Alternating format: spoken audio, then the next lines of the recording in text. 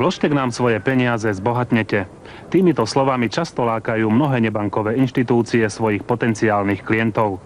Riziko je však veľké a strata veľmi pravdepodobná. No a presne to isté sa stalo aj vkladateľom do spoločnosti NPI Slovakia. Pán Jakubisko napísal, že sedí na konári a je mu dobre.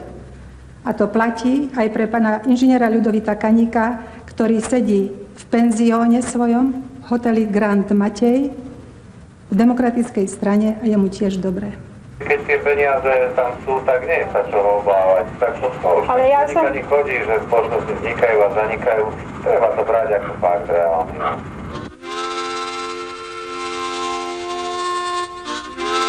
Ako reálny fakt treba brať najmä rozprávku o ľudovom kráľovstve. Kde bolo, tam bolo. Bolo raz zo pár naivných ľudí a zo pár prefíkaných podnikavcov. Ako to už v našom kráľovstve chodí, naivní odovzdali prefíkaným svoje úspory v pevnej viere, že sa im niekoľkonásobne rozmnožia. Veď kto by neuveril? Sľuby dával sám kráľ Ľudo.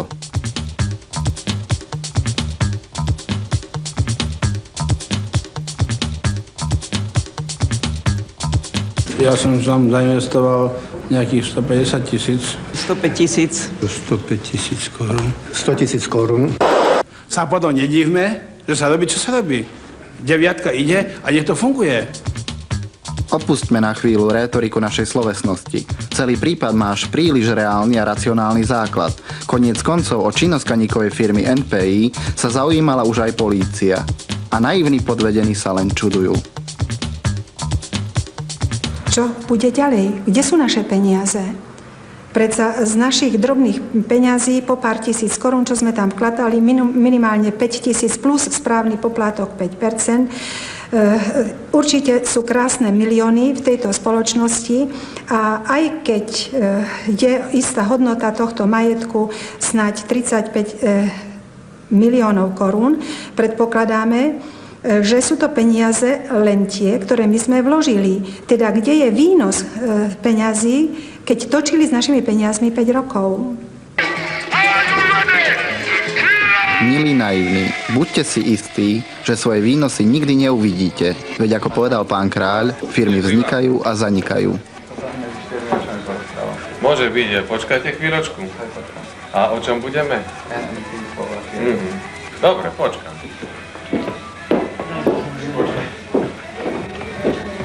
Práve pred chvíľou sme sa mali možnosť stretnúť s pánom Ľudovitom Kaníkom. Na svoju účasť a existenciu vo firme NPI Group sa nám odmietol vyjadriť so slovami, že on už s touto firmou nemá nič spoločné. Podľa papierov dnes nemá s firmou nič spoločné, ale uznajte, 33 miliónov je 33 miliónov a z dobre nabalenej firmy sa odchádza s plnými vreckami. Keďže spoločnosť v roku 2000 vstúpila do likvidácie, predmetných 1530 občanov nebolo uspokojených, teda ani vrátením vkladov, ani výnosmi. Títo sa domnievajú, že konaním zástupcov predmetnej spoločnosti boli uvedení do omylu a tie finančné prostriedky boli od nich vylákané. Úmyselným konaním vlastne vopred preverovanie v danej veci vykonáva vyšetrovateľ okresného úradu vyšetrovania policajného zboru Banskej Bystrici. To konanie je momentálne v štádiu pred začatím trestného stíhania. To znamená, že rozhodnuté vo veci nie je a v časovom horizonte zhruba tých 10 až 14 dní je možné očakávať konečné rozhodnutie, teda meritorné rozhodnutie. Firma v našom kráľovstve aj napriek tomu, že sa zaviazala spravovať združené prostriedky vyzbierané od občanov, išla do likvidácie. Zaujímavé je, že likvidátorom našej kráľovskej firmy je človek, ktorý predtým spravoval tieto združené prostriedky. Volá sa pán Poper a je to dobrý známy pána kráľa. Lebo ak zastavia z titulu štátu, tak nám pošlú sem likvidátorov, nás pošlú preč a likvidátor schutí všetkým svojim známym, predá naše nehnuteľnosti za tretinu. A pripraví ľudí o peniaze a nás o prácu. Aká je úloha pána Popera v tejto hre? Spoločnosť NPI Slovakia Group je od februára roku 2000 v likvidácii. Likvidátorom spoločnosti je pán Poper.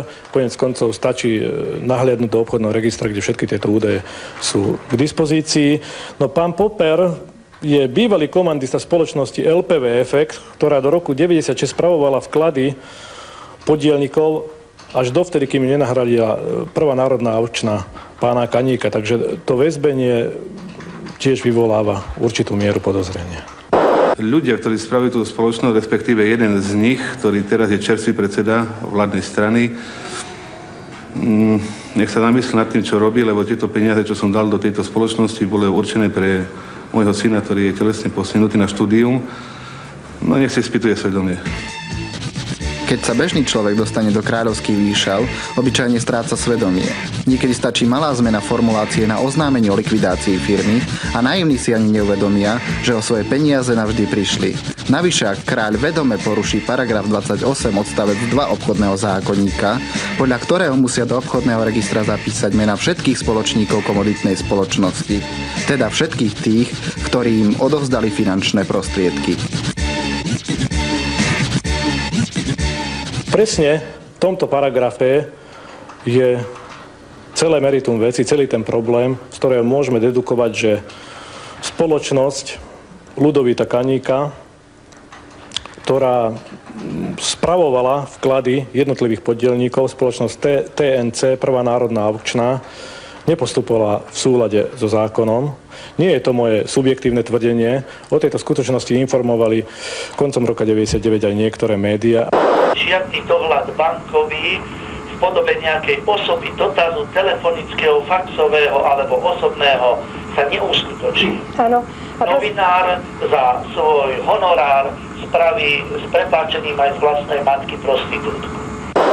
Títo podielnici mali v skutočnosti v rukách úplne bezcenný papier,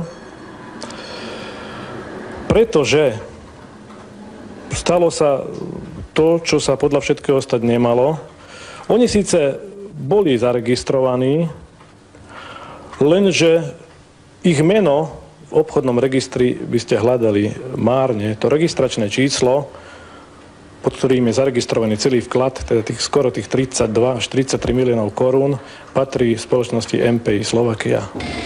NPI Slovakia teda vlastní bez podielu cirka 33 miliónov. NPI Slovakiu však nikde nenájdete. Neexistuje. Dávajte si pozor na svoje finančné prostriedky a uvedomte si, že čím väčší zisk, tým väčší risk. Keď napríklad pani Šmegnerová vystúpi aj v televízii, vystúpi v médiách s tým, že kto robí mimo Národnej banky Slovenska, aj keď robí podľa zákona, je to nezákonné, tak ja už k tomu veľmi ťažko niečo poviem. Ale to je proste pohon na čarodejnice, kde chcú zrejme odvrátiť pozornosť úplne iným smerom, ako je problém v tejto republike. Je to možné tak, že o tom rozhodol Kongres demokratickej strany a rozhodol tak, povedal by som, napriek výhradám, ktoré som smerom k osobe Ľuda Kaníka vyslovil na tom kongrese. Politik, ak sa ocitne v akomkoľvek podozrení, či sa volá Gabriel Palacka, alebo či sa volá Ľudovít Černák, alebo či sa volá Pavol Kaniz, alebo či sa volá Ľudovít Kaník, jednoducho je pre svoju politickú stranu obrovskou záťažou.